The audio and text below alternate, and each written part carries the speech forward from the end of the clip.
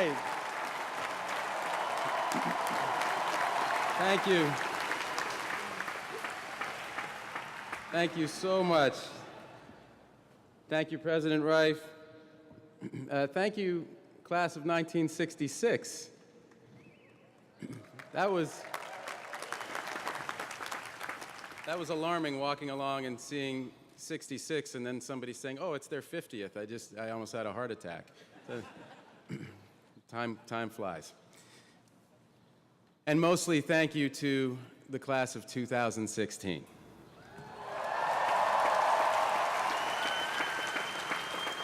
It is such an honor to be part of your day. It's an honor to be here with you, with your friends, your professors, and your parents. But let's be honest, this is an honor I didn't really earn. I'm just going to put that out there. I mean, I've seen the list of previous commencement speakers, Nobel Prize winners, the UN Secretary General, President of the World Bank, President of the United States. And who did you get? The guy who did the voice for a cartoon horse. If you're wondering which cartoon horse, that's Spirit, Stallion of the Cimarron, a movie some of you might have grown up watching. It's definitely one of my best performances as a cartoon horse. Well, look, I don't even have a college degree. As you might have heard, I went to Harvard. I just didn't graduate from Harvard. I got pretty close, but I started to get movie roles, and I didn't finish all my courses. But I put on a cap and gown, and I walked with my class. My mom and dad and brother were there and everything. I just never got an actual degree. You could say I kind of fake graduated. So you can imagine how excited I was when President Rife called to invite me to speak at the MIT commencement. And then you can imagine how sorry I was to learn that the MIT commencement speaker does not get to go home with a degree. So yes, for the second time in my life, I am fake graduating from a college in my hometown. And my mom and my dad and my brother are here again. And this time I brought my wife and my 4 kids. So welcome, kids, to your dad's second fake graduation. You must be so proud.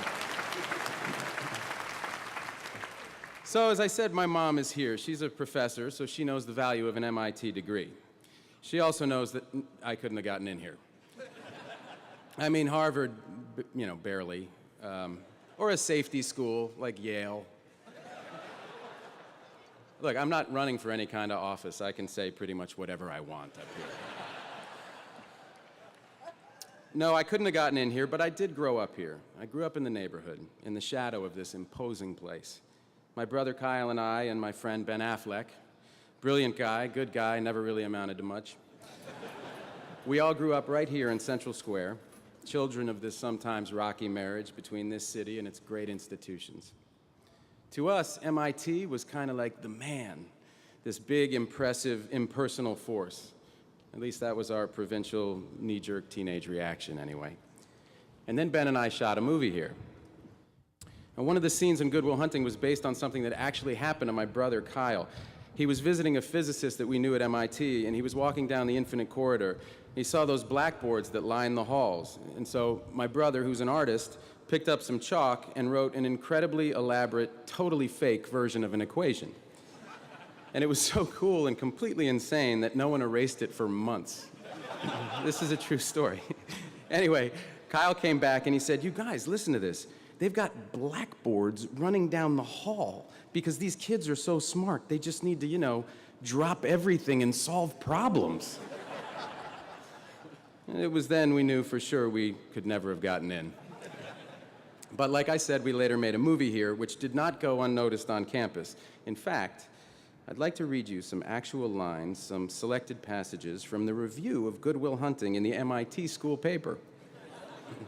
If you haven't seen it, Will was me and Sean is played by the late Robin Williams, a man I miss a hell of a lot. So I'm quoting here. Good Will Hunting is very entertaining, but then again, any movie partially set at MIT has to be. There's more. In the end, the reviewer writes, the actual character development flies out the window. Will and Sean talk, bond, solve each other's problems, and then cry and hug each other. After said crying and hugging, the movie ends. Such feel-good pretentiousness is definitely not my mug of eggnog. Well, that kind of hurts. But don't worry, I know now better than to cry at MIT. But look, I'm happy to be here anyway. I might still be a knee-jerk teenager in key respects, but I know an amazing school when I see it. We're lucky to have MIT in Boston, and we're lucky it draws the people that it does, people like you from around the world. I mean, you're working on some crazy stuff in these buildings, stuff that would freak me out if I actually understood it. Theories, models, paradigm shifts. I'm going to tell you about one that's been on my mind. Simulation theory. Most of you probably heard of this. Maybe you even took a class with Max Tegmark. But for the uninitiated, there's a philosopher named Nick Bostrom at Oxford, and he's postulated if there's a truly advanced form of intelligence out there in the universe, it's probably advanced enough to run simulations of entire worlds, maybe trillions of them, maybe even our own. So the basic idea, as I understand it, is that we could be living in a massive simulation run by a far smarter civilization, like a giant computer game, and we don't even know it. And here's the thing, a lot of physicists, a lot of cosmologists, they won't rule it out. I just watched a discussion online a few weeks back. It was moderated by Neil deGrasse Tyson of the Hayden Planetarium, and by and large, the panel couldn't and wouldn't give a definitive answer. Tyson himself put the odds at 50-50. Now, I'm not sure how scientific that was, but it had numbers in it, so I was impressed. But it got me to thinking, what if this, all of this, is a simulation? I mean, it's a crazy idea, but what if it is? And if there are multiple simulations, how come we have to be in the one where Donald Trump becomes the Republican nominee for president?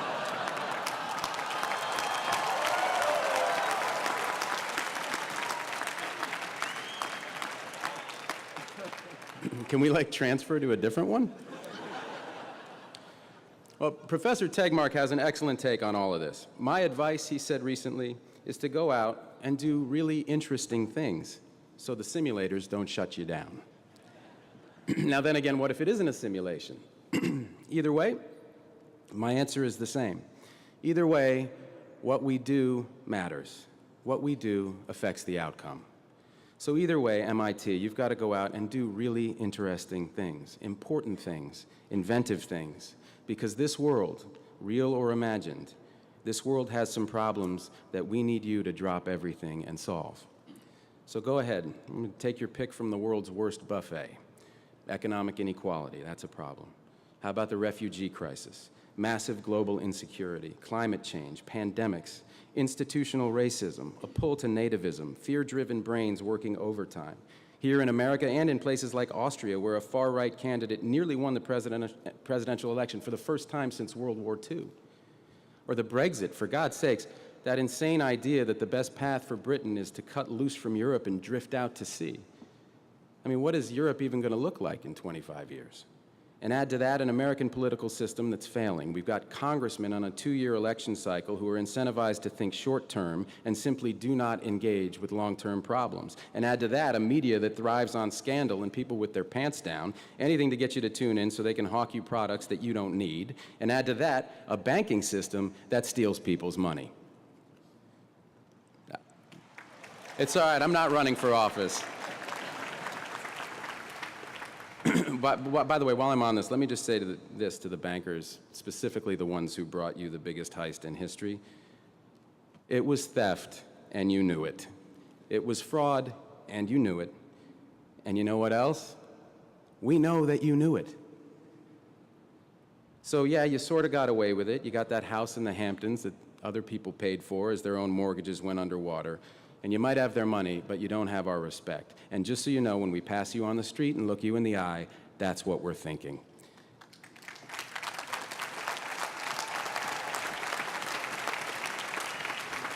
And I don't know if justice is coming for you in this life or the next, but if justice does come for you in this life, her name will be Elizabeth Warren. All right, so before my little banking digression, I rattled off a bunch of big problems, and a natural response is to tune out and turn away. But before you step out into our big, troubled world, I want to pass along a piece of advice that Bill Clinton offered me a little over a decade ago. Actually, when he said it, it felt less like advice and more like a direct order. What he said was, turn toward the problems you see. You have to engage and turn towards the problems that you see. Except it sounded like, turn towards the problems that you see. But when he said this to me, he literally turned his body for emphasis towards me. No, listen, it seemed kind of simple at the time, but the older I get, the more wisdom I see in this.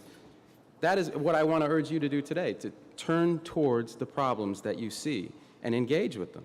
Walk right up to them, look them in the eye, and then look yourself in the eye and decide what you're going to do about them. Now, in my experience, there is just no substitute for actually going and seeing these things. I owe this insight, like many others, to my mom. When I was a teenager, Mom thought it was important for us to see the world outside of Boston. And I don't just mean Framingham. She took us to places like Guatemala, where we saw extreme poverty up close, and it changed my whole frame of reference. And I think it was that same impulse that took my brother and me to Zambia in 2006 as part of the One campaign, the organization that Bono founded to fight desperate and what he calls stupid poverty and preventable disease in the developing world. And on that trip, in a small community, I met this girl, and I walked with her to a nearby bore well where she could get clean water. She'd just come home from school, and I knew the reason that she was able to go to school at all was clean water. Namely, the fact that it was available nearby, so she didn't have to walk miles back and forth all day to get water for her family like so many girls and women do around the world. So I asked her if she wanted to stay in her village when she grew up, and she smiled and said, no, I want to go to Lusaka and become a nurse. So clean water, something as basic as that, had given this child a chance to dream. And as I learned more about water and sanitation, I was floored by the extent to which it undergirds all these problems of extreme poverty. The fate of entire communities, economies, countries is caught up in that glass of water, something the rest of us get to take for granted. People at One told me that water is the least sexy and cool aspect of the effort to fight extreme poverty. And water goes hand in hand with sanitation, so if you think water isn't sexy, you should try to get into the shit business. But I was hooked already. The enormity of it, the complexity of the issue, it just hooked me. And getting out in the world and meeting people like this little girl is what put me on the path to starting Water.org with a brilliant civil engineer named Gary White. And for Gary and me, seeing the world and its problems, its possibilities, heightened our disbelief that so many people, millions, 660 million in fact, can't get a safe, clean drink of water or a clean private place to go to the bathroom. There are more people with a cell phone than access to a toilet on our planet. And this heightened our determination to do something about it. Now, you see some tough things out there, but you also see life-changing joy, and it all changes you. There was a refugee crisis back in '09 that I read about in this amazing article in the New York Times. People were streaming across the border of Zimbabwe to a little town in northern South Africa called Messina. Well, I was working in South Africa at the time, so I went up to Messina to see for myself what was going on. I spent a day speaking with women who had made this perilous journey across the Limpopo River, dodging bandits on one side, crocodiles in the river, bandits on the other. Every woman that I spoke to that day had been raped. Every single one. On one side of the river or both. And at the end of my time there, I met a woman who was so positive, she was so joyful. She had just been given her papers, so she'd been granted political asylum in South Africa. And in the midst of this joyful conversation, I mustered up my courage and I said, "Ma'am, do you mind my asking, were you assaulted on your journey to South Africa?" And she replied, still smiling, "Oh yes, I was raped, but I have my papers now, and those bastards didn't get my dignity."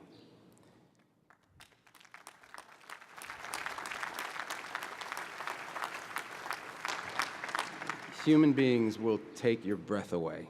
They will teach you so much, but you have to engage. I only had that experience because I went there myself. It was difficult in many ways, but of course that's the point. There is a lot of trouble out there, MIT, but there's a lot of beauty too, and I hope you see both. But again, the point is not to become some kind of well-rounded, high-minded voyeur. The point is to eliminate your blind spots, the things that keep us from grasping the bigger picture. And look, even though I grew up in this neighborhood, in this incredible multicultural neighborhood that was a little rough at that time, I find myself here before you as a middle-aged American white male movie star. I don't have a clue where my blind spots begin and end. But looking at the world as it is and engaging with it is the first step towards identifying our blind spots. And that's when we can really start to understand ourselves better and begin to solve some problems. And with that as your goal, there's a few more things I hope you'll keep in mind. First, you're going to fail sometimes, and that's a good thing. For all the amazing successes I've been lucky to share in, few things have shaped me more than the auditions that Ben and I used to go on as young actors, where we'd get on a bus, we'd show up in New York, we'd wait our turn, we'd cry our hearts out for a scene, and then be told, okay, thanks, meaning game over. We used to call it being okay, thanks. And those experiences became our armor. All right, now you're thinking, great, thanks, Matt.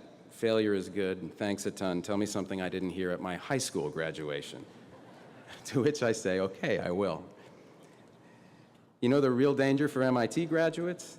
It's not getting okay, thanks. The real danger is all that smoke that's been blown up your graduation gowns about how freaking smart you are. Well, you are that smart, but don't believe the hype that's thrown at you. You don't have all the answers, and you shouldn't, and that's fine. You're going to have your share of bad ideas.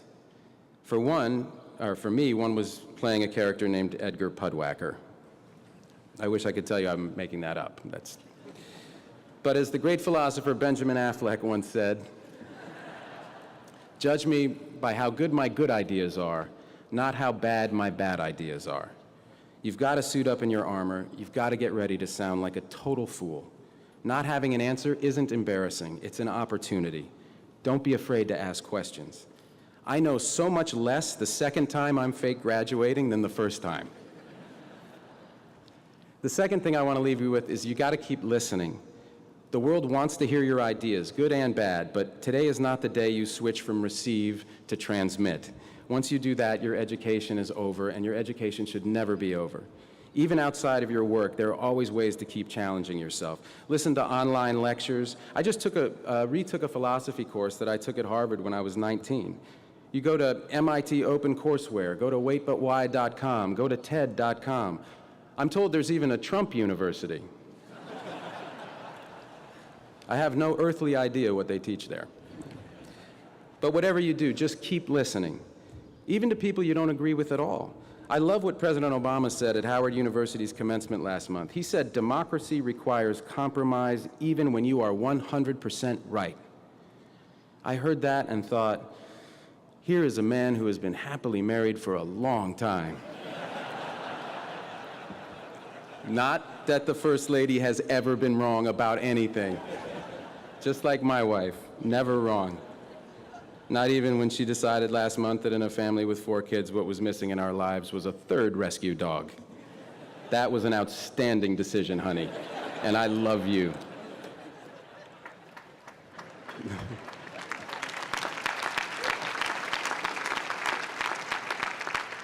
The third and last thought I want to leave you with is that not every problem has a high-tech solution. Now, if anybody has the right to think we can pretty much tech support the world's problems into submission, it's you. Think of the innovations that got their start at MIT or by MIT alums. The World Wide Web, nuclear fission, condensed soup. That's true, you should be very proud of that. But the truth is, we can't science the you-know-what out of every problem.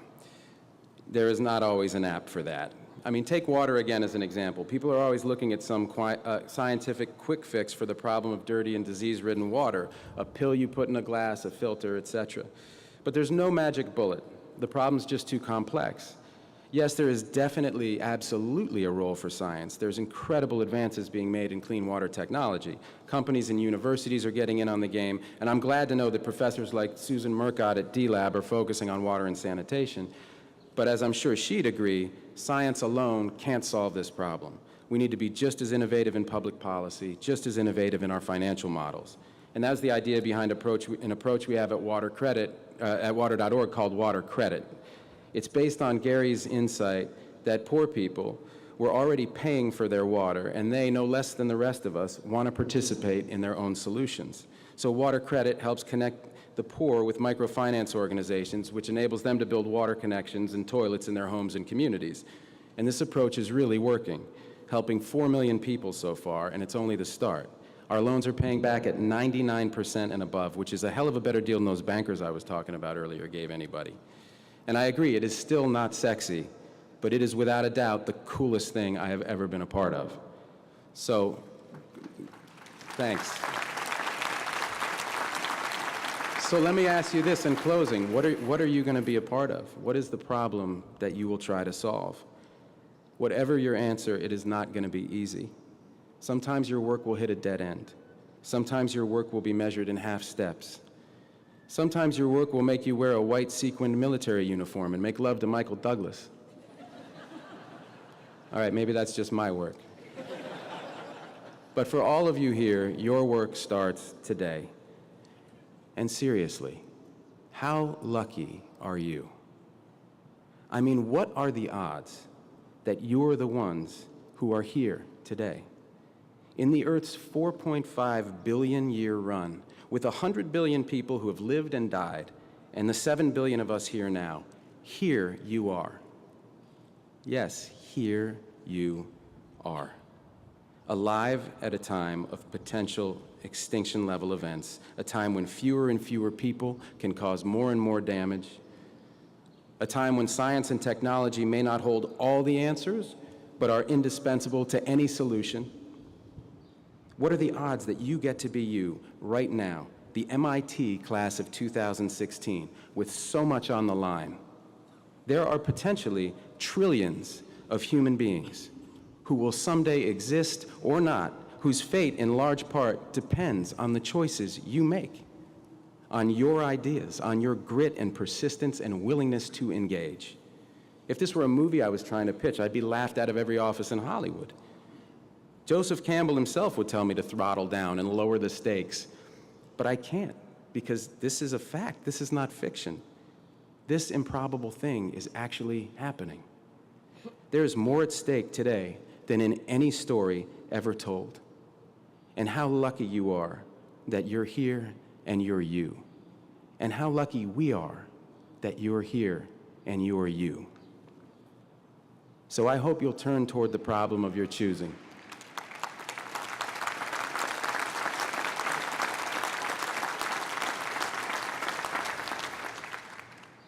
I hope you'll turn toward the problem of your choosing. I hope you'll drop everything, and I hope you'll solve it. This is your life, class of 2016. This is your moment, and it is all down to you. Ready, player one, your game begins now. Thank you. Congratulations.